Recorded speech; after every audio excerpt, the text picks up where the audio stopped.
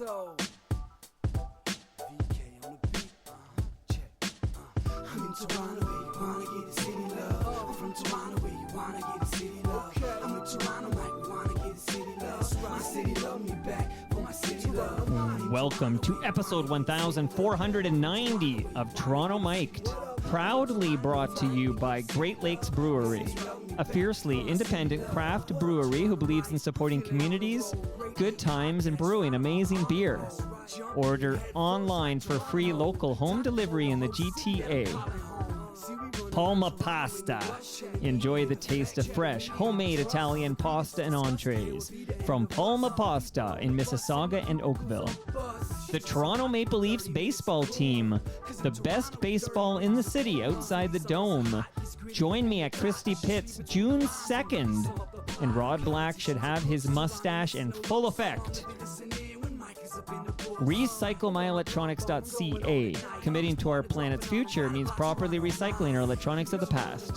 The Advantaged Investor Podcast from Raymond James Canada. Valuable perspective for Canadian investors who want to remain knowledgeable, informed, and focused on long-term success. Season 6 of Yes, We Are Open, an award-winning Moneris podcast hosted by FOTM El Grego. And Ridley Funeral Home, pillars of the community since 1921. Today, making his Toronto Mike debut is Gene Champagne. Welcome, Gene. Well, thanks for having me. Well, I'm sorry about the shit show that is the QEW. You drove all the way to South Etobicoke from the Hammer. Is that right? I did, but it was opened up on this end for whatever reason. The Hammer was just locked down. Okay, it just sounds like a nightmare to me. Like, I just feel terrible. So I just want you to know you won't be going home empty-handed. So we're going to have a good convo, and you'll take home a large meat lasagna from Palma Pasta, okay? So it'll be worth the drive. That's awesome.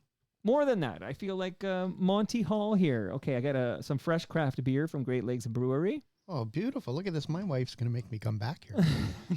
You're going to move in with me. She's going to be like, just bring me back the... You know who's a huge fan of the Palma Pasta lasagna? Tom Wilson. Oh, boy. Tommy. What's your relationship like? He's the mayor of Hamilton, right? Kind of, sort of. Tom and I go way back, believe it or not. I first met Tom when I was probably 11 years old. In one of my first bands, we played a festival in Stony Creek. I was 11 and just starting out on drums. And there was a young teenage Tom Wilson on the stage with Jason Avery. I think they were doing an acoustic thing. And that's how I first met Tom. Was he with the Florida Razors at that point? No, I think it was pre-Razors. Pre-Razors? Yeah, he was just a young He was just teen. doing like folk music, like Yes. in coffee houses and stuff like that. Yeah. All right. I was, when we were talking about you coming over, I asked if you were at that media premiere or whatever, the premiere of the Beautiful Scars musical, and you weren't there. No, Dave Rave asked me to go with him to join him that night. Yeah, I saw him there. Yeah, and I just wasn't able to go. I said I had to pass on that one, I'm afraid. I'm not 100% sure Dave Rave recognized me, to be honest. Like, we'd spent like 90 minutes doing... Well, did he have his glasses on? That makes all the difference, right? Because I went up, I went, Dave, good to see you again. And he kind of looked at me and he kind of was polite, but I could say, oh, he doesn't remember that we spent a quality, 90 minutes face to face just like a couple of weeks ago. You should have held him. You should have held him tightly for a while. All right, we're gonna have a lot of. We're gonna talk about Teenage Head, and of course, again, I'm gonna try not to dwell on it for like an entire 90 minutes. But I have Killjoys questions. I'm a big Killjoys fan. I got music. You heard the cold open, and we're gonna talk about your new stuff too.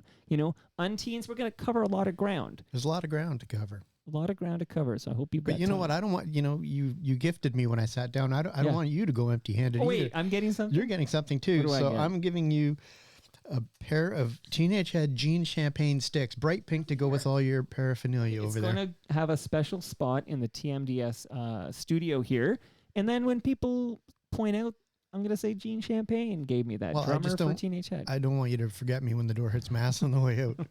I would never forget you. I'm not going to forget you the way Dave Rave forgot me, okay? It's a thing. I'll fix him. So it's his birthday today, by the way. Is it? Yes. Happy birthday, Dave. Well, He's actually in Now England. I feel bad for putting him down. Dave Rave, all is forgiven, okay? I'm not a memorable guy. We'll see if Gene Champagne can remember me after this conversation. I did get a note from someone named Scooter Dobson. And he just said, Gene's a good guy.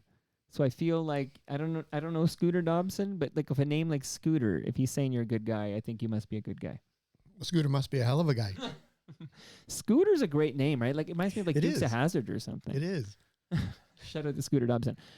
And just, no, you know what? I'm going to hold on to this Elephants and Stars question because I'm going to open with, I'm skipping ahead to a note I got. So we are going to cover a lot of music. We're going to play music, and I'm going to ask you so much questions about Teenage Head, Killjoys, so many unteens, you know. We're going to talk about like all this ground we're going to cover. But we're opening with something. This is Pete Fowler from the Lost Indie City. I love the Lost Indie City. I'm wearing a You Lost have the Indie shirt. City t-shirt. Look at that. on. Yeah, just for this Pete Fowler here. Obvious question, he says. So he wants me to ask you about something I'm very interested in. How close to death were you? Can you talk about your battle with COVID-19? I can. Okay, bury me in the details. I need to know if I'm in the presence of a ghost here, and I'm just grateful I'm not shouting out Ridley Funeral Home. Me too. Where do you want to begin? Well, tell me, like you got it, and what? Give me the story. Well, this was all pre-vaccine when I contracted it, and I was at home, and all of a sudden I got sick fast, very fluey, very achy. Not the typical thing you think where okay, I'm sneezing and I'm coughing. It wasn't like that. It was just more nausea, flu-like symptoms. And I thought, well, you know what? We're in the heat of this. We're going to go get tested. Went and got tested properly, negative. Okay, so I went back home. We're going to ride it out. It's just a flu. Right. I kept getting worse and worse to the point where Like, I what could. do you mean? You just felt like how did you feel? Just like a bag of shit? Like a bag of shit. Like I had no energy. Like I was starting to get super dehydrated. Like a bad flu. real bad flu. Really bad flu. And then it just got worse and worse and worse to where I couldn't get out of bed. I couldn't move. Not to be graphic, but everything coming out both ends like Okay. a flu. That's never good. No. And it got to the point where I could not move. And my wife decided, she said, I've got to get to the hospital because if I can't move you now, and we got to move now. Okay, and this is Julie. This is Julie, my wife, Julie. And so we ended up going, but it took me literally 4 hours to get out of the house. That's how I couldn't move. Wow. Took me 4 hours, and she took me to Joseph Brant in Burlington. And we went in, and they, you know, as precautions, they treated it as COVID right away. They put me in emergency. She wasn't allowed in, so I was there by myself Right. in this awful room, sitting there. They gave me some oxygen. They put an IV in me because I was really, really dehydrated. And I was there probably for 8 hours. At one point, I was sleeping on the cement floor with a coat on me. Finally, the x-ray came. They took the x-ray. Mm-hmm. He disappeared again for hours. And I was still on the floor. And finally, they came and saw me, and they said, you know what, we're going to admit you. Your chest is full, and we are going to treat this as COVID because we believe this is COVID, even though it came up negative.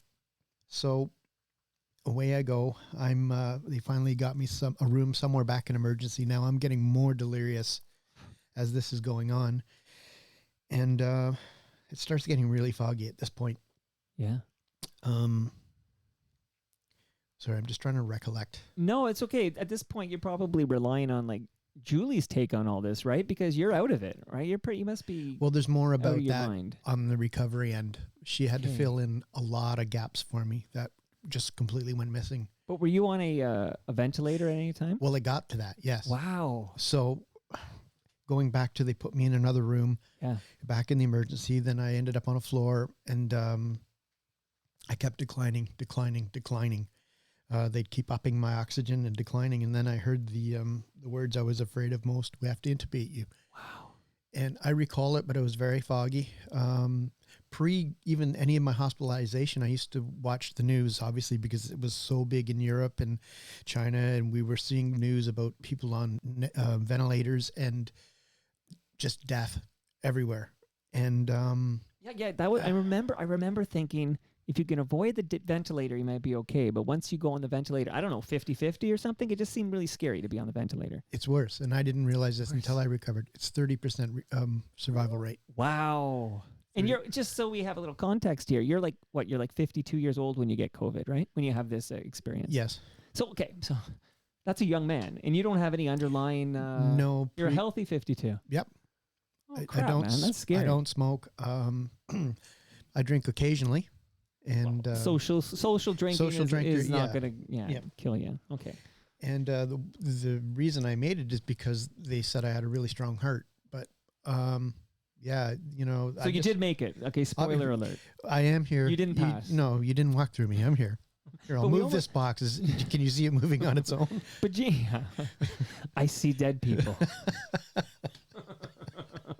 We almost lost you, though. Yeah, you did. And the sad part about that is I have a friend that was in the hospital just about a week before me with COVID. And when I woke up, I learned that he didn't make it. Oh, no. Yep. Okay, listen, I'm so firstly, right off the top is, wow, 30%, you made it. Your heart was strong.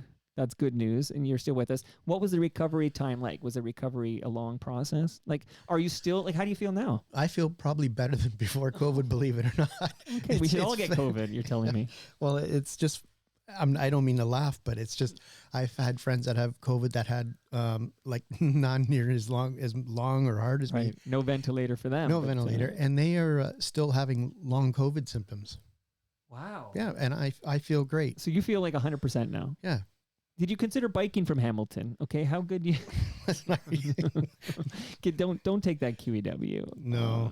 But okay, so this made the papers, of course. I remember reading about your battle with COVID in the newspapers. Well, that kind of freaked me out too, because when I finally was up and able to sit up and whatnot, my wife was able to come to the hospital. Now she couldn't come in because I didn't have any visitors. It was very, very lonely for a month in there, and I didn't see faces. All I saw were eyes and masks. Honestly, it was scary. Yeah. But she came and she said there was one time where she could come in the room. She was masked up, like triple masked. Sure. Had to stay away from me. She says, "There's something I have to tell you." And she says, "You're all over the news." And I'm groggy, and I'm not with it. I'm like, "What are you talking about?" She says, "Well, I just want you to know, because if you get out, people are going to start talking to you about this." Yeah, people are going to be thinking they're seeing a ghost. So she did. She showed me everything on her phone, and I'm like, "Oh boy." But I could see strange things when I was in the ICU. People would walk by and stare at me a lot. Well, listen, Gene, you're a founding member of the Killjoys. Of course, it's going to be huge news if you are in the hospital on a ventilator. Like, that's going to be massive news, okay? Well, the funny thing about that is before I contracted it, we always talked about, it was something that you heard, well, my uncle's second cousin had it. It was no one in our circles, never mind our music community. It was just Tom Hanks, right? It was Tom Hanks, yeah. You and Tom Hanks are two most precious resources. Oh, sorry. Oh no, bang the table. You're alive, man. This is you're just. That's the ghost. Every time you hit the table and you feel the pain, you're like, I'm alive to feel that pain. Oh, live every moment. So basically, you come out of this thing, you recover, you're 100% now. But do people I notice there's conflation with news and things when people are like on death's doors. Sometimes people don't seem to realize you may have survived. Like, are people like, oh, I thought he was dead? Like Gene Champagne, I thought he died. Didn't he die of COVID? I don't get that. Only you. Thanks. Thanks. Well, you know what? I didn't think you died because I was expecting you at 7 p.m. tonight here in South Etobicoke. So I would be like, I don't think I see dead people. But so congrats on surviving COVID. Thank you. Man, I guess that was scary for your loved ones. But the Hamilton community, there's been some high profile deaths. There's a member of Teenage Head died fairly recently. Like, I feel like the community would be rallying in support of Gene Champagne. Like, you got to make it, buddy. That's a tight community, right? That Hamilton music community. Well, the crazy thing is it went beyond Hamilton. It went, nationwide. I had people from the smallest bands to the biggest bands reach out to me. There was it was really mind-blowing, actually. Well, does it make you feel loved? It does. Maybe this is what everybody should do. Like, you need to get close to death to be, for people not to take you for granted. Like, is that a good idea, maybe? Maybe I should try. It's a good way to sell records.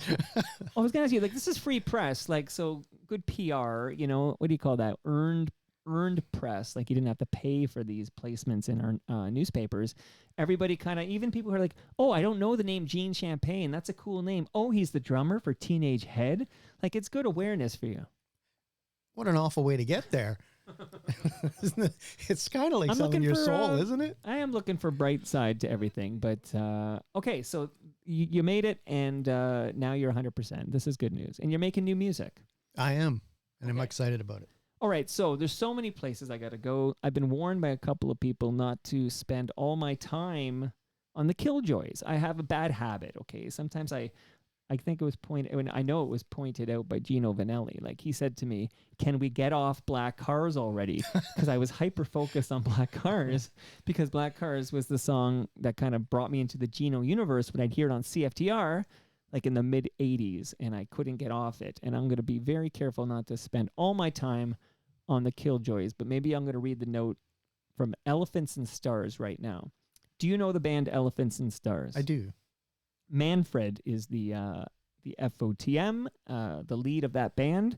He wrote in, and don't forget, because I just said, I mentioned the Killjoys, and I mentioned Teenage Head, and he said, and don't forget the Unteens. Why didn't Elephants and Stars open for the Unteens in Hamilton at Bridgeworks? Why didn't they? Well, you tell me. Who did open? I'm trying to remember who opened at that show. Maybe I should play a little. Okay, so we're going to go out of order. So this will prevent me from spending all my time on the Killjoys here. We want to listen to a little music here? Sure. Okay. Did she lose her mind? But didn't see it coming, I was blind. This thing called love is so kind. I just wanna go home. I took some drugs, it ain't my thing, but I was going nuts. There's nothing for the both of us. I just wanna go home. I'm coming over 'cause I need you around. But got quiet, then she made the sound. She said, I think we should become unfriends. I think we should become unfriends. I think we should become unfriends. I think we should. I just wanna go where have you been? Getting matches. What are we listening to, Gene? Become Unfriends. Unteens. Tell me about Unteens. Unteens, Unteens is a band that I put together just to kind of keep playing some rock and roll, really. Before I did my new record, Let's Jet, that was sort of what I was going to do, and then the guys that I play with now, the Unteens, heard that and they wanted to re-record some of this stuff, and we became a live band, being the Unteens. Okay, so this is your active side project, I suppose, when you're not releasing solo Yes. material? So I was doing that between Killjoys and Teenage Head. It was my own outlet where I get to step out from behind the drums and actually write and create and sing and play. I'm digging it. Thank you. Sounds great. A little more, and then I got a question from Hamilton Mike that's going to lead to another band. I think we should become unfriends. I think we should become unfriends. I think we should. I just wanna go. I think we should become unfriends. I think we should become unfriends. I think we should become unfriends. I think we should. I think we should. I think we should. I just wanna go home. Yeah, yes, guy. Okay, Hamilton Mike knows me all too well. He writes, when he heard you were coming on, Gene, he said, nice. Make sure to really push on his solo / Unteens music, not just Killjoys nostalgia. See, I warned you. I got lots of notes. Like, they just think I'm going to just only talk about Killjoys. My reputation precedes me. But Hamilton Mike goes on. Go ahead. I have to digress because I was racking my brain while the song was going. It was Luke Bentham from the Dirty Nil that opened for us up at Bridgeworks. That's better than Elephants and Stars, right? Well, no, we didn't choose the opener actually. All right. So How come sometimes sometimes the venue picks the opener, sometimes the band? yeah, gets the to do it? promoter sometimes puts that all together and Okay. is what it is. It is what it is. Okay. Hamilton Mike says, Gene's music is so great. Please ask about his overlooked power pop band, Junior Achiever. Their one album is all killer, no filler. Gene, may I play a little Junior Achiever here? Sure. All right. You told me thered be some music here. I'm a cheater, I'm a loser. I feel like a fallen user in a world so full of pain. I can sink myself into. I'm ashamed to hear my name next to yours. I'm ashamed to hear my name. You've got the big house, driving your fancy car, living on a quiet street. Who do you think you are? Remove yourself from social disease. Way out in the suburbs. Did you trade in that smile with a heart that hasn't been around here in a while? You got lost way out in the crowd. Yeah, it takes a little time to try to figure it out. I'm ashamed to hear my name next to yours. I'm ashamed to hear my name. You've got the big house, driving your fancy car, living on a quiet street. Who do you think you are? Remove yourself from social disease. Way out in the suburbs. You gotta find out where you've been. Are you happy in the place that you're living in? Or did you move away to lose all your friends? Way out in the suburbs.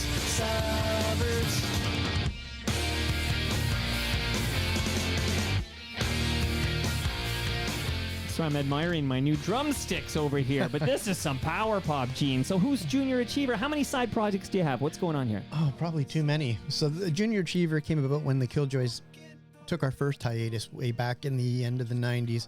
So this is an early 2000s band where I just started. I seriously needed an outlet at that point. So I wrote some songs and they kind of had their own legs. All the songs, that song there was featured on a huge scene in Degrassi, and it kind of really opened The things Next up. Generation? The Next Generation with Okay. Drake. This was a Drake scene. And Was he in a wheelchair yet or before wheelchair? no, I think it was wheelchair scene. I think it was the wheelchair days. Wow. Okay, Jimmy. That was his character, Jimmy. And then, so what happened is a lot of our music got put onto Degrassi, which ended up kind of funding the record. And even though we didn't do much here, we toured Japan with it. So it was interesting. I heard you're big in Japan. Everyone's big in Japan. So my most recent guest is Rob Salem, who for like decades wrote about entertainment for the Toronto Star. Rob Salem also did a little acting on the side. He played the minister that married Snake and Spike on Degrassi: The Next Generation. You're the second guest in a row with a direct connect to Degrassi: The Next Generation. Are you going to sleep tonight? I don't know. I just want to know, can you text Drake? Like, will Drake answer your text? Probably not. I don't think no, I don't think so. No, you gotta I'm be certainly careful. not going over there. You get shot. Yeah, I hear there's bad some- stuff going down There's some there. ruckus. You got to be careful with this stuff. But that's a fun fact. Okay, so Junior Achiever, that's after, you said After early the Killjoys. 2000s? Yeah, Okay. early 2000s. Early 2000s. Okay, let me get back to my letters here. We got... All right, that was Hamilton Mike, by the way. And Hamilton Mike, I'm talking to you specifically here. I know you'd also have to deal with that shit show that is the QEW to make your way to South Etobicoke. But I hope I see you on June 27th, because that is TMLX 15. That's 6 to 9 p.m. at the Great Lakes Brewery South Etobicoke location, 30 Queen Elizabeth Boulevard. Just show up. Gene, you're invited too, man. Palma Pasta will feed you. Great Lakes will buy you your first beer. And we just hang. It's amazing. It's All going to be this a great night. pasta. So much pasta. Listen, we got to feed the people, You right? do. Got to feed the people. Quick, more gifts. There's a wireless speaker right there. So that Oh. card there has a QR code where you can subscribe to Yes, We Are Open. Season 6 is dropping now. Not too far from you. Al Grego went to Niagara Falls, and he visited with Andrew Vergalito, who owns Italian Ice Cream. It's a business that his parents started 47 years ago. And Al and Andrew, they talk all about it over some delicious espresso and gelato. So you can hear that story and many other inspiring stories with small business owners on Yes, We Are Open. So you got your marching orders. This is like going to the Emmys and getting those gift baskets. Have you ever been to the Emmys? Maybe that No. your music being in Degrassi: The Next Generation gets you an invite to the Emmys. My No. ringer might have been off. I don't know. I didn't get that call. Maybe the Canadian Screen Awards. I don't think they give you, I think they charge you money to go to the Canadian Screen Awards. I don't think they give you anything. I'm not even done yet, man. while you're subscribing to podcasts, you, Gene, are going to subscribe to the Advantaged Gene or Investor. Eugene? Eugene's on your birth my certificate, neighbor right? kept calling me Eugene. But what's on your birth certificate? It's just Gene. Is that right? Yeah, well, my neighbor kept calling me Eugene, but I kind of let it go because Well, she most was good Genes looking. are- So I just thought, you know what? Oh, I'm not going to mess with that. But most Genes are Eugenes, right? Are they? I think so. I'm surprised you're not a Eugene. I almost called you that. Now, I'm pretty sure Mean Gene Okerlund was a Eugene. Were you a big Mean Gene Okerlund fan? Not really. Do you know who I'm talking I know about? who you're talking about, but no. No, I thought maybe you gravitated towards all the Gene.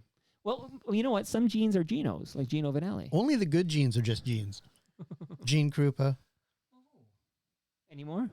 Let's Keep go going. with Gene Simmons. Is So- he so- good, though? I don't know. Gene Simmons. He's a good marketer, right? He'll put his logo on anything. Gene Kelly. Is he just a Gene? Or is he Eugene Kelly? I don't know. And by the way, Gene Champagne does sound to me like a fake name. Like, is that a... I get that all the time. 'cause Like a it sounds- really crappy lounge singer. Well, would you produce a birth certificate for me and maybe dispel the rumor I that will I'm do that. starting? I w- I trust you. I will do that. I trust I want you. people to hear this. That's my wallet. I'm going to... Everybody, listen, this is a big moment in Toronto Mike. Is Gene Champagne really a champagne? Let's have a look. Okay, now, I'm going to have to hold it far away. Don't Hold make it. fun of like my kids You might do. have to. Okay, but if you legally changed your name, you would get a health card with a new name, right? I might need like the birth certificate issued when you were born. Where were you born? Hamilton? Where were you born? Hamilton. Okay, so did they give you a birth certificate at birth? Produce that. I'm like the birther theory here. I trust you. You're a champagne. Yes, I'm a but it is a champagne. convenient last name for like a rock star, I think, right? It's interesting. I like it. Yeah. I mean, I think it's a little too convenient, but we'll discuss this offline when you produce the birth It's certificate. better than Mike. I mean, your first name's Toronto Mike, isn't it? Toronto Mike? My first name's Toronto. My Okay. last name is Mike. Okay, I'll course. produce my birth certificate when you produce yours, Okay. actually. So, let me see. I've taken care of you, but I actually want to give you a measuring tape from Ridley Funeral Home, which I'm glad you didn't show up there. Do you know what, though? Is this to measure your own casket? I don't understand. You can get a kiss casket, right? That's what Gene Simmons. Well, he has a yeah. kiss casket. Well, you always need one of these. Well, here, let me tie it to the hammer. Brad Jones, who's the owner of Ridley Funeral Home, he's from Hamilton. See, it's all about the hammer here today. Thank you, Hamilton Brad. Mike. So you got your, so shout out to Ridley Funeral Home. One last gift here, and then we're going to get back to the music. There's a book, and it's under all your stuff, but that book is The History of Toronto Maple Leafs Baseball. And I can tell you, funny, Stephen Brunt was just at Christie Pitts with me on Sunday, and he had to drive from Hamilton, and he was cursing me out for making him drive to Christie Pitts from Hamilton. But and I saw Brunt actually at that Beautiful Scars premiere. Now, all my Hamilton friends were there. But I would just like the listenership to know that I'm going to be recording live from Christie Pitts on June 2nd, and come on out, hang with me. And even if I'm not there, it's free baseball, delicious beer, good food, good times. It's a great vibe. So come on out to Christie Pitts and catch some Maple Leafs baseball this summer. Got it, Gene? I vote for that. Gene approves. Okay. Gene approved. All right. Do you want to talk a little bit about the new album, and then we'll go back, and then we'll, if you don't mind, we'll do a deeper dive into the Killjoys. I did load a new song. You ready for this one? Sure. All right, let's jet, man.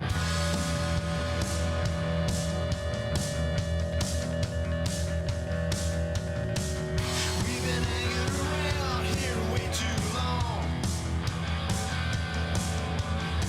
But there's a girl dancing to my favorite song. I wanna ask her to go for a ride. My knees are shaking, feel like I'm gonna die. I'm walking over, I'm really on my way. Let's jet. Baby, let's jet. Get ready, get set. Baby, let's jet. I shake my nerves. Let's jet, Gene. That's Jet. Not you, Gene, but Gene. I've been educated. Okay, tell me about the new album. Give me the details. This is a solo effort.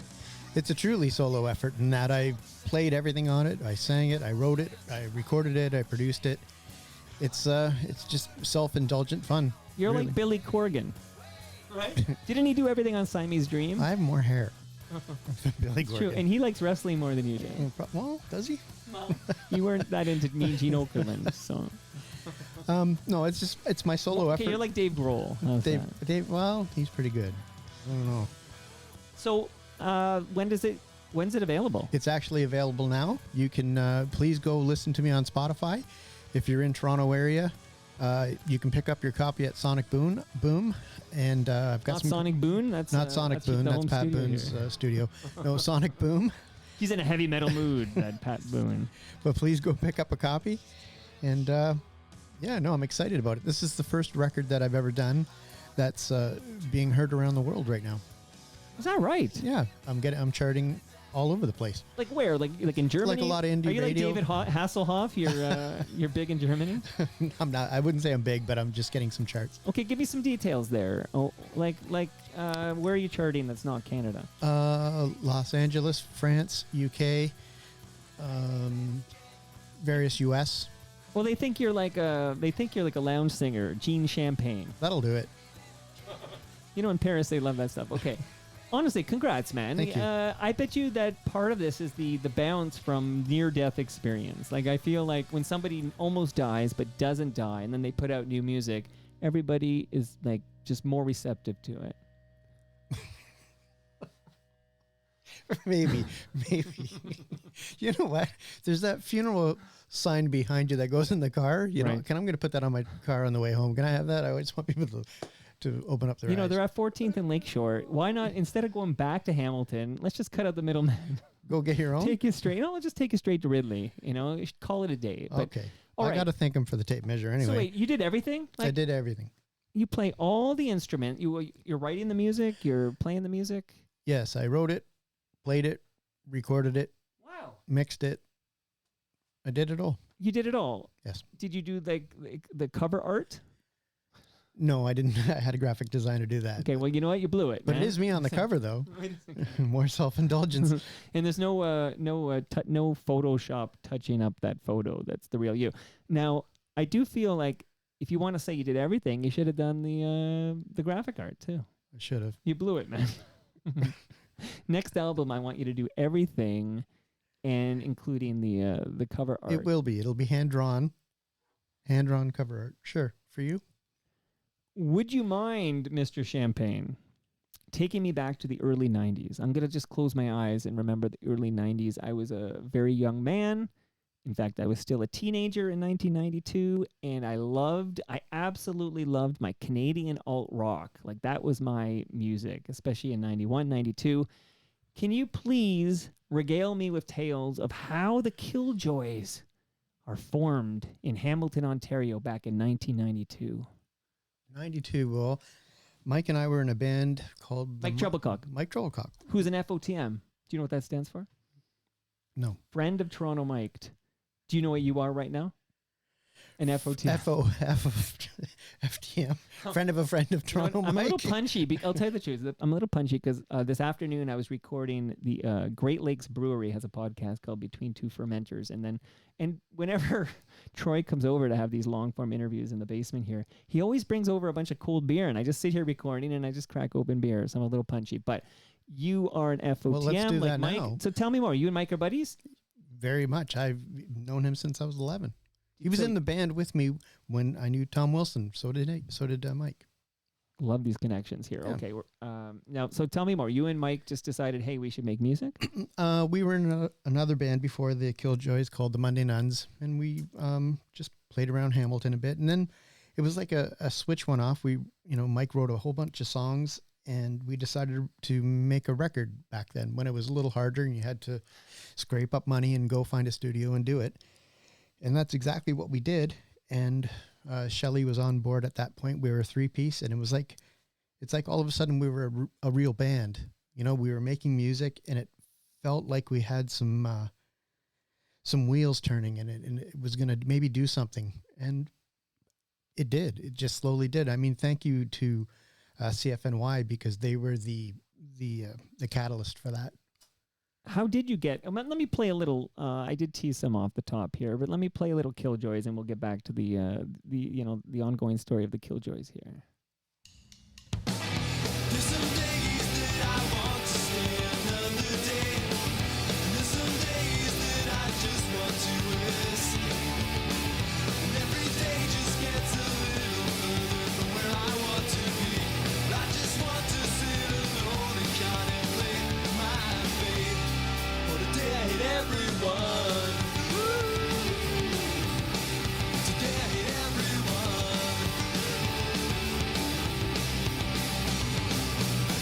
There's a shadow creeping slowly over everything. And one more shadow won't help anything to go away.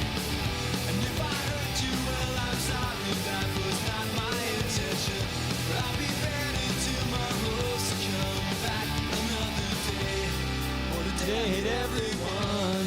So, Gene, when you hear this in the headphones, what are you thinking when you listen to this song? It's old. We're all getting older, Gene, okay? Quick shout out to Jeremy Hopkin, who's on the live stream. That's live.torontomike.com. He writes that you, Gene, are a champagne supernova.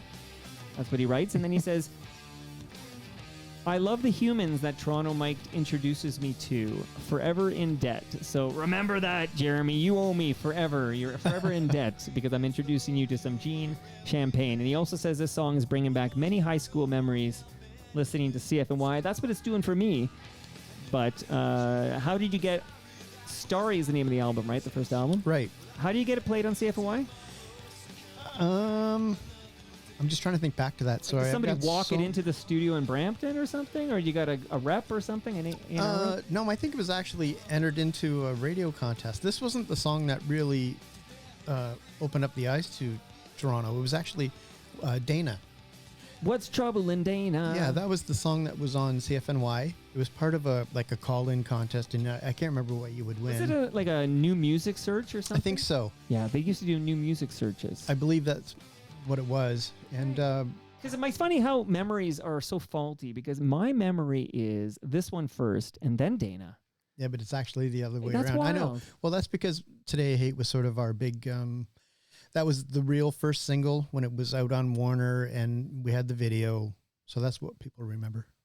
And I also will shout out this place here. Again, this is an audio presentation, but I remember you guys would get your videos played on Much Music. All the time, yeah.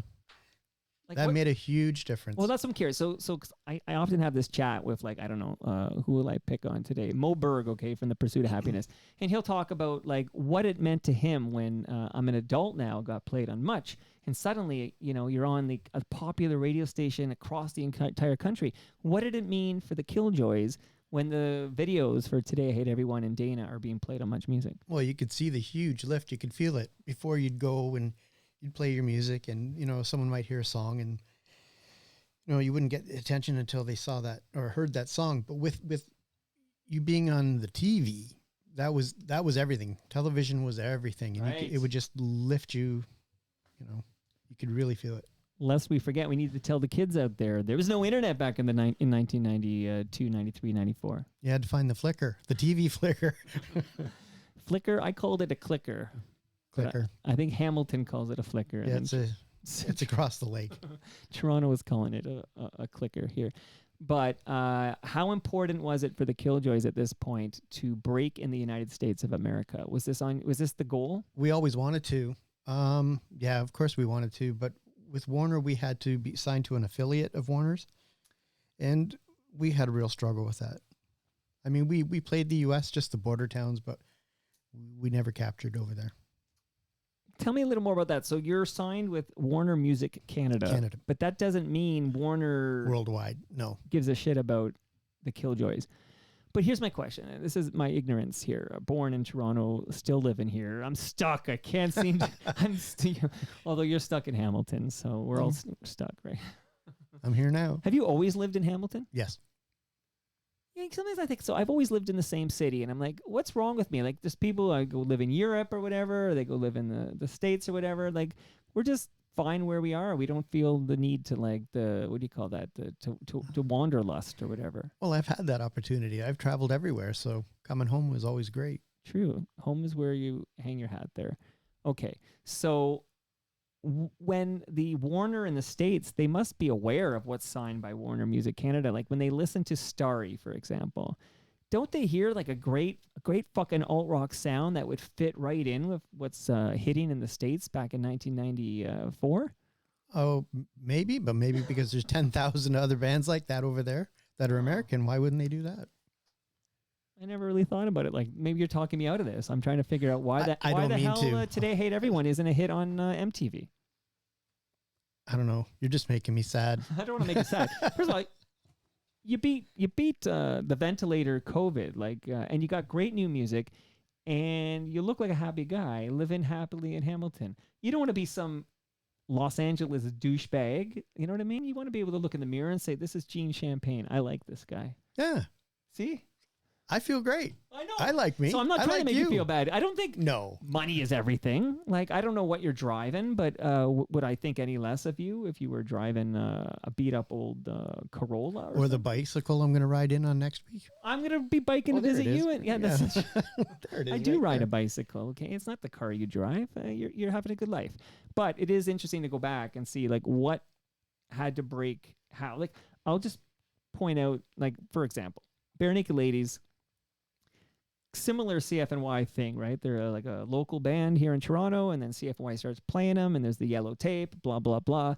But at some point, a few years later, they have a #1 Billboard Hot 100 hit. So what is, you've got to think about, like, what is the difference between what happened there and what happened to you? And it sounds like no label in the States wanted to push your single. Yeah. I think that's what happened. Well, fuck that, man. Fuck that. That's their loss. That's their loss. I can tell you that we talked earlier about how you didn't design the cover art for Let's Jet. Is that the name of it? I want to make sure. Yeah, I got the right it name. is. Let's Jet, right. But somebody who designed the album for Starry got nominated for a Juno Award. Antoine Moonen. Antoine Moonen, yes. Him and Mike Treblecock, your friend, FOTM. FOTM. I'm just the FOFOTM. No, you're an FOTM now. Okay. You don't need the FOFOTM. You're an FOTM. Right on. Yeah, they both won a Juno. Oh, sorry, Juno nomination for it. Got a nomination, Mhm. okay, for Best Album Design for Starry, and you were nominated for a Rock Radio Award as an Independent Artist of the Year. So can you help me out?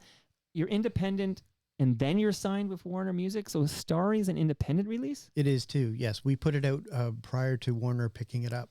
So I'm gonna say it was probably out 6 months, maybe even a year before Warner picked it up. And then when Warner picked it up, we just did a couple fixes just to make it a little better for radio, because we actually recorded in an 8-track studio above a shoe store, like a shoe shop. Yeah. And we'd have to take breaks between the him hammering downstairs You got to keep that in the or track. buses going by. It's got to have more shoe hammering. Yeah, a little more. That's great. That's great. Can I play a little more again, I'm going to sink into an hour on the Killjoys here because I can't help myself, but can I play another Sure. jam from the Killjoys? Okay, here we go.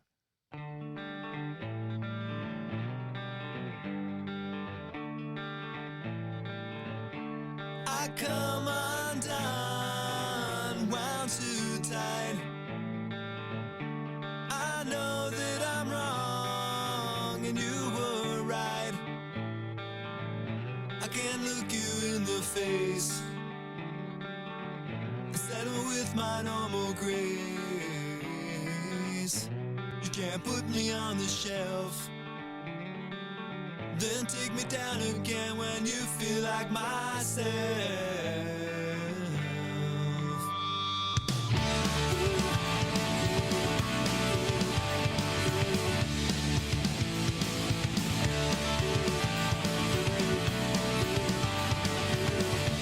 I come undone, wound too tight. I know that I'm wrong and you were right. I can't look you in the face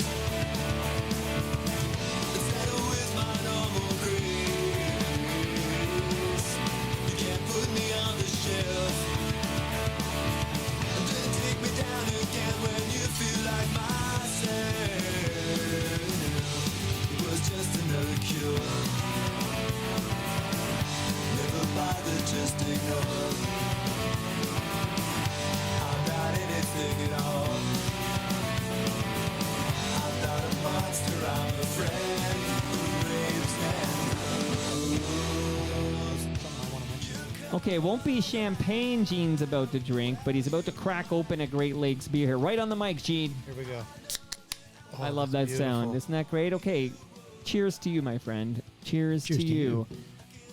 Now, you're going to tell me it sounds old if I ask you what you're thinking when you hear this jam, but fucking No, hold, it doesn't. I don't know. I love it. I'm enjoying hearing these again because I don't listen to these often. You don't go at home like in Hamilton and put on Raven Drool. No, this has been a long time since I've heard this, and actually, not us rehearsing, but the recording. Right. And I hear it in the headphones. I'm really enjoying it. Yeah. Well, you should enjoy it. It's fantastic. And I'm this is proud the of this lead record. single from the second album, Gimme Five. Correct. Okay, so just some highlights here, because now for this album, I think you're going to get an actual Juno Award. Okay, we're not talking a nomination, but you actually get an award for Best New Group, right? Yep. So here's my question, okay? Starry has hits on it, like Canadian radio hits. So Gimme Five is the follow-up. How are you still eligible for Best New Group in 1997? Are you trying to get my Juno I back? think Do you we- want it? I would have brought it. Where is your Juno? Well, funny you ask. We were just talking about I always that. ask. No, it's on my mantle, but I'm not going to lie. I've been trying to figure out how to put it in a fish tank. It won't rust, right? Well, no, it shouldn't rust. If the letters come off, I can put anything on it. You know what I mean? It might decay. I don't know, but I think it'd be great with some goldfish and some stuff swimming around it. Oh, yeah. Yeah. If you do that, will you take a photo and send it to me? 100%. That's wild. Okay, so at least I'm glad it's on your mantle right now. I always ask where it is. Sometimes I hear it's in a box or my mom's got it or whatever, but it's on your mantle right now. Mm-hmm. Okay, so your Best New Group in 97, even though you released Starry in 1994. I would like that Juno back. You are ineligible. In my humble opinion, the wonderful Killjoys are ineligible for Best New Group in 1997. This is worse than Milli Vanilli winning that Maybe Grammy. the American labels caught wind of that and said, this is bullshit. Yeah. And just said, forget it. We're not dealing with this. Right, this is like when they said Alanis Morissette was a new artist for Jagged Little Pill, and we're like, where were you when she was never too hot, never too cold? She took her best shot, too hot to hold. Right, you remember this? Come on. She was like our Debbie Gibson for a while there. Okay, so back to Gimme Five. That's the excellent Raven Drool, which is on the very first Big Shiny Tunes. This particular podcast is mildly obsessed with Big Shiny Tunes. There's a number of episodes about Big Shiny Tunes. Do you have any insight into how the hell you got Raven Drool on Big Shiny Tunes? No. You got no info on that. No idea. What would It's you say there. you do for this band, Gene? We never did cover that. I load the gear. I do a Are you lot sure of you're with the driving. Killjoys? No, but just because I don't even think we've said it yet, but you gave me the drumstick, so Yes. maybe people clued in. But you play drums for the Killjoys. Yes, I do. Drummer for the, look at you go. That's him, not me. You know what? I've never owned drumsticks. Like I could be like a drummer. If you give them away to your next guest, No. that's it. We're done. I'm not giving No these away because FOTM. I will just tell the listenership that they've got the Teenage Head logo on it. So no freaking way am I giving these away. And yes, we will be talking Teenage Head shortly. But so your label did that, I guess. So are you still with Warner? No. So Well, no, that's not true. Even okay. though we're not Don't lie to me, Gene. we're not actively with Warner. They do own those recordings. So that being said, Mhm. no, they still own all the rights to those records. Because Big Shiny Tunes is a Much Music thing, right? Yes. How many Big Shinies were there? Was there like Lots. 40? Because I dropped out, but the first Yeah. few I loved very much. It was and like Survivor. they're probably still pumping these CDs out at some warehouse in North York or something like that. But you're on the first Big Shiny Tunes, and I would say if we're speaking again, this podcast appeals to people of all ages, but particularly Gen X. And I think if you're a Canadian Gen Xer, who likes rock and roll, you were buying Big Shiny Tunes. Everybody had a Big Shiny Tunes. It was a movement. Were you? You must have been proud to be represented on that first one. Absolutely. 100%. Because it was the 90s. Oh, I don't know. Now you say the 90s like your parents said back in the 50s. It's Yeah. kind of like that. I don't know. It's a whole era. It's a whole genre. The 90s is a vibe, as the- my daughter would say. It is. Is 90s a genre? To me, 90s CanCon alt rock absolutely is a genre to me. I think so. And you guys are key members of that genre, the Killjoys, Thank you. along with Junk House. Junk House too. Yeah. The Odds.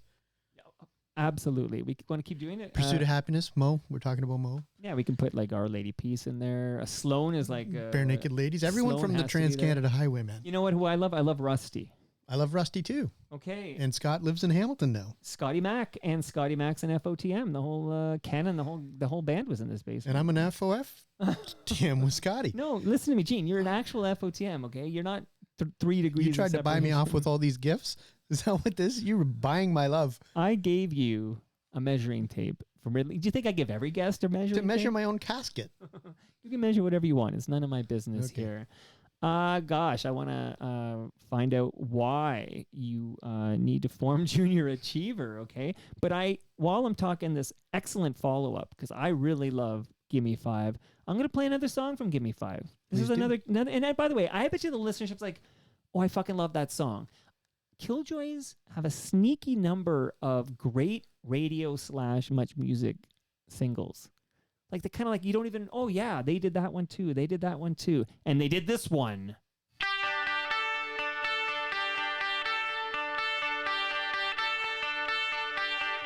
She's got bedroom eyes in the shifty. Yeah, I know, but she's got a little pout and she's pretty, so I won't let go. No, I won't get soaked. No, I won't get soaked. She's got American thighs, but they're creepy. Yeah, I know, but she's got a little pout and she's pretty, so I won't let go. No, I won't get soaked. No, I won't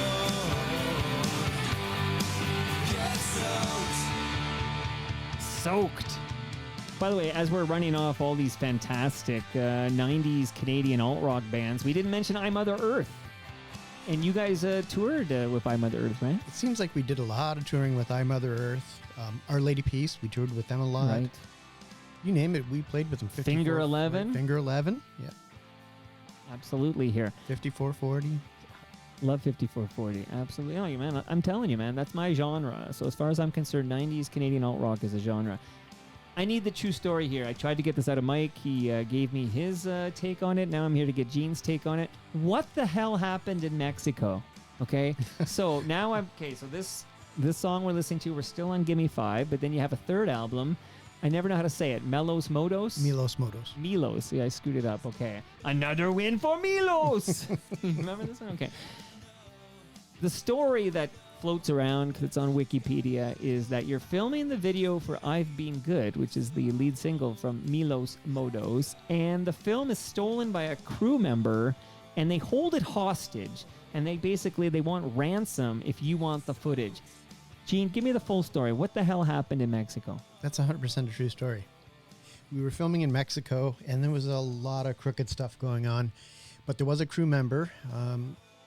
It was all sort of Mexican crew, and not wealthy. There's a lot of poverty there. He was having some trouble. I think his wife got into a car accident. There was some issues, some money issues. He saw opportunity. He knew we were finishing up and going back to Canada. It was going to be gone, so he took his opportunity, stole the canister of film, and basically held it ransom. How much money did he want for that film? I don't remember that, to be honest with you. Okay, my sources say $13,000. It could be. It was a pretty big number. Who has to pay that? Because it was paid, right? Well, it was. So we had to deliver it to Warner. And I'm just trying to think how this worked. Yeah. So we had to actually have it delivered. And we had a due date to make everything work. So if we basically said, you've got to get it back. It's not gone. So it was up to us to possibly sue the production company, right, to get that money back, because we're out completely. And so they ended up actually paying it to get the film back. See, that number 13,000. I don't know if that's the number though. I don't recall. Right. But if that's the number, that's kind of good number, I think, because it's not so high that you're going to say, fuck it, we'll just film something back in Hamilton. We'll borrow someone's camcorder and film whatever. Like, but that's a number Compared where to what it probably you might pay cost. $13,000 for that footage, right? Well, Like, the I mean, video they got itself it. cost a lot more than that. Right. So it's like you cough up another 13 grand. This poor, why am I having pity for the crew member who stole your footage? Like, this is an asshole. He was having a bad day. I You know. what? I try to put myself in other people's shoes. Like, would you be mad at somebody who stole bread to feed their starving family? That's a real question, Gene. Would you? Oh, was it good bread? As long as it's from Loblaws, right? Well, don't steal Palma Pasta because that's a family-run business, Palma Pasta. I'm But excited about the pasta. you're going to love it. Can't Ask wait. Tom. Ask Tom. All right, so that's a great story from Mexico. Now, you mentioned about a half an hour ago, we talked about Junior Achiever, man. That was some great power pop we played there. Now, you formed Junior Achiever because the Killjoys, what did they do? We just kind of stopped. We didn't break up. We didn't quit. We just finished a final tour, and we kind of thought we just had enough of it.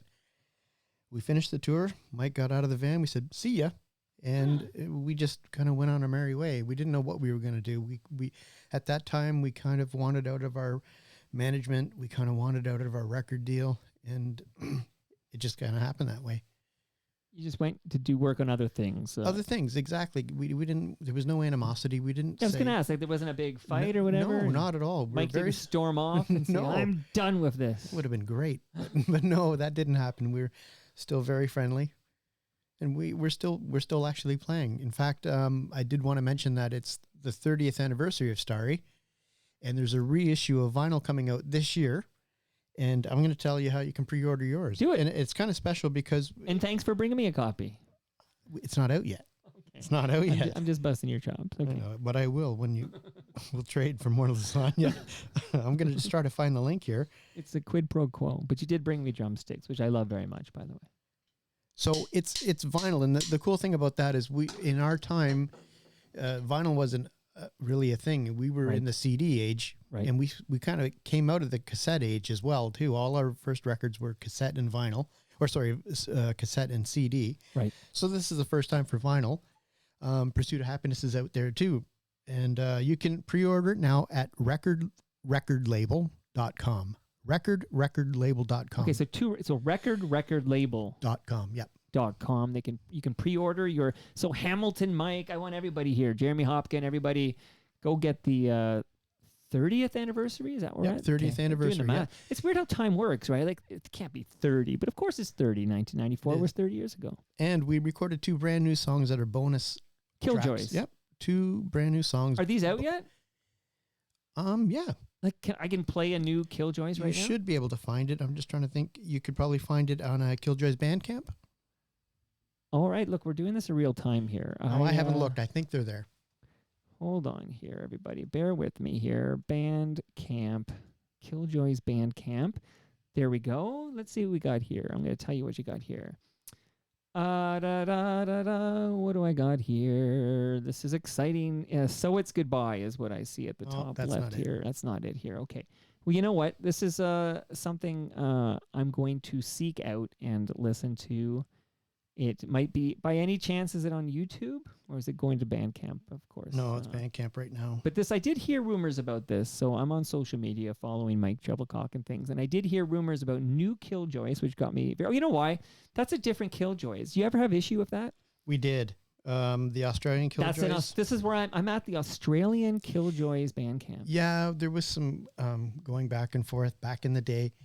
So we thought if we came out over there, we'd be Killjoys 90210. Is it called Turmoil? No, I Scream? Nope. Still the wrong one.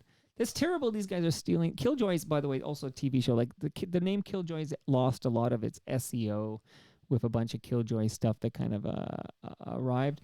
I'm going to take one last shot at this, and then I think we're all going to be sick of Mike doing real time. But I'm going to go to one last place. I got the right one now because I can see Starry's on this. Starry. Okay, so I don't want Starry. I'm just going to go to the Killjoys Music. I believe this is you guys. The Killjoys Music .bandcamp.com, but it does then auto redirect to the Starry page. So I have the right Killjoys, but I don't have the new stuff here. There's no new stuff yet. So no, you can pre-order it though, and I'm sorry I can't play it right now, but I will definitely be checking it out. I love me some Killjoys, so I'll be checking that out. Okay, so it's not a breakup. It's like you guys just agree to like go on like leave. Pretty much, yeah. It was kind of like a huge hiatus, but we returned a few times. I think we kind of came back together maybe 3 or 4 times. Sure. Last year we did a bunch of shows. We did like a little Ontario run. We did Ottawa. You did Horseshoe Tavern. Yeah, Horseshoe Tavern, Bridgeworks. Right, because yes, Bridgeworks, of Kitchener, course, Hamilton. Sure. Oshawa. So there was a small run, yeah. Okay, amazing. So that's kind of, we'll conclude the Killjoys portion because, of course, we played some Junior Achiever, but only one album for Junior Achiever, right? Correct, yeah. Interesting, okay. Because it sounded fucking great. Thanks. But the Unteen sounded great, too. Thank you. That's kind of like your current band, but you're doing the solo work. We heard Let's Jet. So but, really what it is now, so I sort of changed it to Gene Champagne and the Unteens because it's just people find me more now because of all the bands that I've been in. It's not so cloaked. Right. So Gene Champagne is truly... You should have your name in the band's name. When you have a phony name like mine, of course. Like Diana Ross and the Supremes. Am I right? Right. A phony name. So I've seen your birth certificate. That's not a phony name. No, it's not. So basically, the Unteens are still my band. We just kind of go under my banner. Love it so much. Now, Thank you. When we think of Hamilton bands, okay, we think about Teenage Head. So Dave Rave was on Toronto Mike, I'm going to say 6 weeks to 2 months ago, and we really did. And again, Dave Rave, not like he was around the band, and now he's the singer for the band, not an original member. There's been some loss in this band. But how do you become the drummer for Teenage Head? And Gene, before you answer, I'm just going to play a little Teenage Head if you don't mind. Sure.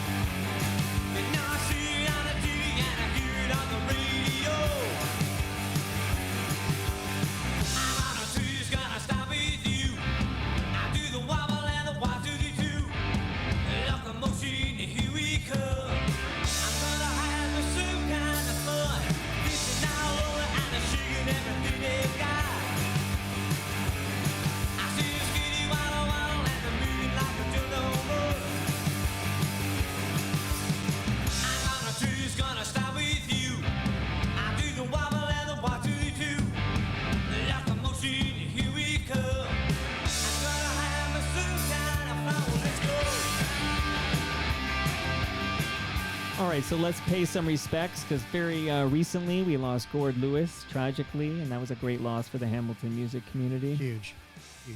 Do you mind, because you probably are less familiar with Frankie Venom, is that right? You're because you weren't with Teenage Head at that point. No, I wasn't. I didn't really know Frank that well. Right, but talk to me about Gord Lewis if you don't mind.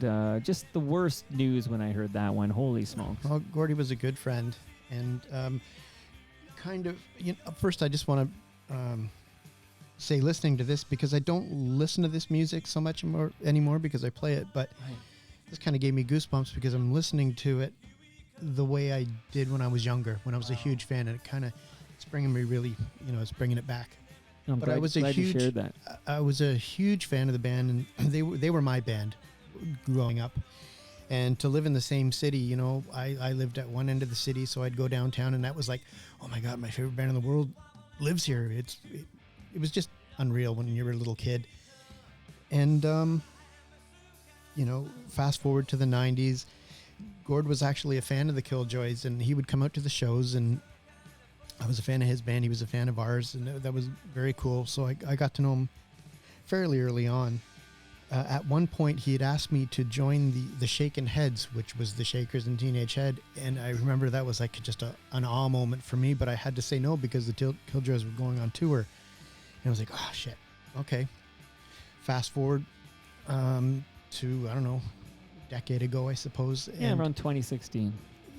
Gord was, not in a good place. Oh. And we were friends, and we were talking, and he knew I recorded at home, and he said, so you have a studio, eh? And I'm like, yeah, come on down, Gord. I knew that he needed an outlet to, he had songs and he wasn't used to, it was just a different way for him to be able to write and get these songs out of his head in the not traditional way of taking it into a room with the band and jamming it out. And he did that. And it was a magical kind of thing. So we worked on songs together, and truth be told, Let's Jet, that whole EP came out at that time. I was writing in tandem with him. So on my own time, I was taking all the energy, the muse of Gordy and trying to do my own thing because we were set up anyway. So we were kind of recording in tandem at that time. Wow. In fact, So you were really close with Gord. Yeah. Wow. And My condolences, man. thank Please you. continue, but I wanted to say I'm sorry for your loss. Thank you. I don't know where we were. No, it's okay because the terrible news about Gord Lewis is that's 2022, but you join the band in like 2016. Yeah, Jack was they had a festival date, and I knew this stuff from playing with Gord, and Jack fell ill, but he fell ill in a way that he wasn't going to be able to play for a long time. So I said, yeah, I'll do it.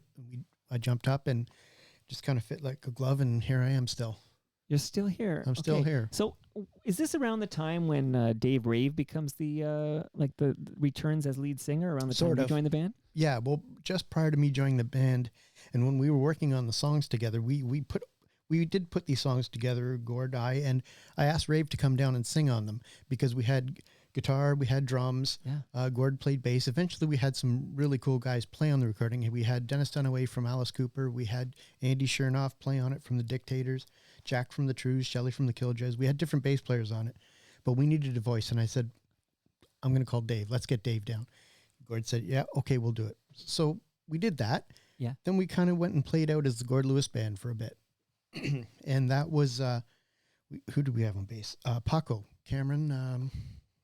That's escaping me now, but I could call him Paco all the time. But he played bass, and we did some shows in Ontario. We played with the Diodes, Montreal, some Ontario stuff. Sure. And then when it was kind of time to, after I did the festival show, it was kind of time to rethink things. And I think, Ray, we did a show with, they were doing a benefit for Jack, and Dave came up and sang with the guys while they were playing. And I think that was just when they had the eye-opening thing that it was like, it's time. It's time. It is. And rightly so. Dave has always sort of been the voice behind the voice. He's been on every record. Excuse me. And he was there in the beginning. He was there in the beginning. Yeah, the mid-'70s or whatever. Absolutely. But he also sang for them from 1985 to early 90s. People forget about that period. He did a record with them, electric guitar. It's a great record. Right. So it was a natural thing. I don't know if anyone could come in and do the job that he's doing with, just a stranger. I just don't think, because it's such a family. It feels right to me. Like, I think it's a good fit. And I think it's wild that you're the drummer now for Teenage Head, considering you were such a fan of the band when you were a younger man. How many people can say that, right? Yeah. It's crazy. It's like if Pearl Jam called me up tomorrow and said, we're getting, this Cameron guy's not working out. You want to be the drummer? I'll be like, yeah, I just got my new drumsticks. Yeah, absolutely. From Gene Champagne, man, my Teenage Head drumsticks here. I want to shout out a couple more 90s alt-rock bands that I loved. There is no Rusty. Well, you can argue there's no Rusty without the Doughboys. Right. Doughboys. Because they're part of the origin story. I love the Doughboys. And John Kastner, he's in town for something. I'm trying to get John Kastner on Toronto Mic'd. Just putting that into the universe. But here's a guy I love. I just want to shout him out. Ian Blurton. Yes. He's an FOTM like you. I think Change of Heart is grossly underappreciated and underrated. Big time. See, we agree on this. Good. And because I'm not in the city much, I never see Ian. Never see him. I literally sometimes, at least once in the last 18 months, I was biking on the waterfront trail near Harborfront here, and I biked by Ian Blurton. And I remember yelling out to him. It's just wild to see him in the wild. So Ian Blurton in the wild. Yeah, you gotta be on the waterfront trail there. I biked by, but I think he's fantastic. Love Change of Heart. I still spin them all the time, just like I spin the Killjoys. You're with Teenage Head, so. I know I have a note here about a album release party on June 29th, right? Yes. So this is for Let's Jet. Yeah, for my record, Let's Jet. June 29th, it's at Hamilton at the Corktown. Yeah, please come out. Tickets are on Eventbrite. Is Tom Wilson going to be there? You might pop by. He better pop by. He might He's pop by, everywhere, yeah. right? But I do want to say I'm in Toronto at the Bovine. Friday, June 14th, I'm opening for the Black Halos, pals of mine. Okay. And I'm in London, June 15th at Palisade Social Bowl, again with the Black Halos.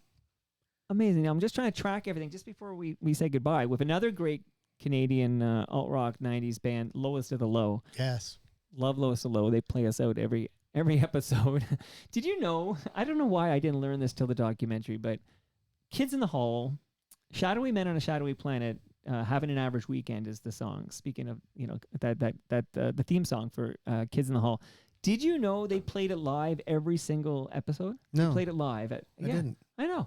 I just figured it's the same theme. They canned it and they played it every episode. But no, Shadowy Men on a Shadowy Planet played Having an Average Weekend live every single episode of Kids in the Hall. That's very cool. I was lucky enough to catch an episode live. What, was it at the Rivoli? Where were you? I don't recall. I just remember going to it once so long ago. Love those. That really shaped my sense of humor. I was a massive fan, still am, of Kids in the Hall. Only one member is an FOTM, though, Kevin McDonald. I have so much work to do to collect the other four. Did you make offer him some calls? lasagna? Well, I'll put a call out to Kastner now. I'll Put the call out to Kastner Yes. and then get me Scott Thompson from Kids in the Hall, okay? I'm giving you some assignments here. Okay. But here, I'm trying to track everything on our way out. How did I get to that? Oh, yeah. I was going to make a joke that Lowest of the Low are in the next room and they play Rosie and Gray live every time I finish. See, that's where I was going. Shadowy Men and a Shadowy Planet are playing live for Kids in the Hall. Lowest of the Low are playing live for Toronto Mike. Okay, Gene, you're not in Hamilton anymore, okay? Listen, let's keep track here. Your solo work, Let's Jet, is now available, and that's what this album release party is for on June 29th at Corktown, Hamilton. The Jesse James Medicine Show and Dave they're going to open Pomfret. up. Dave Pomfret are opening, yes. Okay, cool. Meanwhile, you've changed the name of this one, right? It's the Gene Champagne and the Unteens. Correct. And what are the plans for them? It's basically really Gene you, Champagne. Yeah, The Unteens are the guys behind me. They're my band. Remember this band, not Canadian, but Five for Fighting? No. Okay, so just having a chat about Five for Fighting earlier today, and I referred to Five for Fighting as they, but Five for Fighting is one guy. Like when these guys have just to confuse things, it's just one guy going by the handle. Remember the Monks? Yes. It was a guy. Just a guy. It was See? just a guy. I didn't know that. Love that record. Yeah, well, Nine Inch Nails is just a guy, right? Like technically. It's not 9 of them. There's not 9 of No. them. Get out of town here. And also, we have the metric system here. They're not even 9 Inch Nails. They're like, do the math on that one, Gene. I can't do it. I can't. Do it. Okay, so the Unteens, Gene Champagne and the Unteens, that's a going concern. We got your solo stuff. And when can we see Teenage Head next? How about TMLX 15 at June 27th at Great Lakes Brewery? Will you guys come down and play? Sure. Well, you could play it now. You have the sticks. You do that. I don't want to take a job away from you, Gene. Not that I can pay you with lasagna and beer. By the way, how is your beer? Delicious. It's Okay, great. good, I'm going to good. thank them too. Great Lakes. Thank you. And you're bringing some home too. But this was awesome. How did it go for you? It was great. It was fun. Was it worth the drive from Hamilton? It was. 'Cause It was only shitty for a minute. oh, good. Because I was worried, I'll see Gene at 9:30 p.m. No, or I something. made it in good time. Early. We started early. And that never happens. And look at the rewards. Books and tape measures and pasta and beer. Well, I'm glad you actually gave me a gift. I want all future guests to listen closely to me, and that includes Scott Thompson and Dave Kastner. You got to bring me something too. Gene brought me these drumsticks. I will cherish them. Thank you so much. I appreciate it. You're and welcome. before you drive off back to Hamilton, make sure we get a photo by the Toronto tree, as is tradition around these parts. But I want to thank you so much for the convo. I loved chatting with you, and I'm so glad you didn't die. Because you were on a ventilator, Gene. I'm glad you didn't die. I'm here. I don't know if it sounds like that, but Take off my mask so I can see you with my own eyes, or something like that. But thank you, Gene Champagne. thank you. And now we can dispel the myth that that's a fake stage name. You are really a Gene Champagne. I'm really a Gene Champagne. Not Eugene, just Gene. Just Gene. And that brings us to the end of our 1,490th show. You can follow me on Twitter and Blue Sky all over the place. I'm at Toronto Mike. What's the best way to follow the ongoing adventures of Gene Champagne? You can find me at Gene Champagne _ official on Instagram. You can find me at Gene Champagne on Facebook and Gene Champagne Music on Facebook.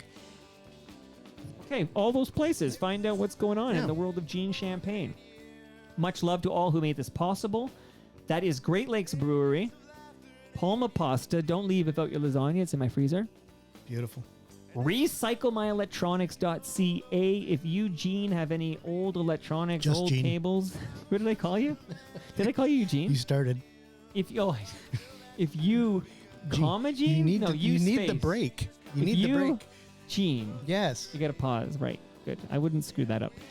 But if you have cables, old devices, old phones, old electronics at your home in Hamilton, do not throw that in the garbage because those chemicals end up in our landfill. Go to recyclemyelectronics.ca, put in your address, and it'll be like, hey, drop them off here, Gene. Beautiful. We'll properly recycle these bad boys. Okay, shout out to Raymond James Canada and the Toronto Maple Leafs baseball team. Get your ass to Christy Pitts. You'll love it. You can thank me later. Maneris, of course. Season 6 of Yes We Are Open is dropping now. And Ridley Funeral Home, pillars of the community since 1921. I will see you all next week. I got to go to my calendar here, Gene. Who's my next guest? Who should it be? I think we should get Dave Rave again. Just because you think he doesn't know you. He just texted me and said, say hi to Toronto Mark for me. Hi, kid. No. All right, Jeremy Hopkins. Funny because the guy I was just referencing on the live stream is actually, he's the official Toronto historian of Toronto Mike. He's back to talk about 10 buildings that we did not demolish in this city, because last time he talked about 10 buildings we did demolish but should not have demolished. Looking forward to that. See you all then.